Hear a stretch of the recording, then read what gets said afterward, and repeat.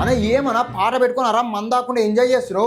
మనం ఇంకా నామినేషన్ అయ్యేలా ఊర్లో ప్రచారం చేయాలా, వానకాలు ఇంకాలు మొక్కు ఓట్లు అడుక్కుందాం రానా. వానకాళ్ళు ఇన్కాలు పట్టుకునే కర్మ మనకేం పట్టిందిరా.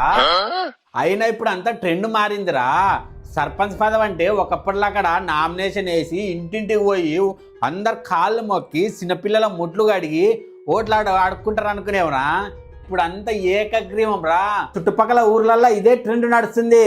మన ఊర్లో కూడా ఏలంపాట పెట్టిండ్రి. ఎవరెవరు సర్పంచ్ పదవులకు నిమ్మడారనో వాళ్ళ కళ్ళు ఏలంపాట పెట్టిండ్రి. నేను పోయింటి. గుడికి 20 లక్షలు, మసీద్కి 20 లక్షలు, చర్చికి 20 లక్షలు, కులం కిందని పెట్టిండ్రి. మొత్తంగా 65 లక్షలు కట్టి వాడేసిన. ఇప్పుడు మనమే ఏకగ్రీవము. ఎవడన్నా నింబడితే కూడా వాళ్ళ కులం నుంచి వాళ్ళే బహిష్కరిస్తారు. ఇప్పుడు మనకి ఎదురే లేదు.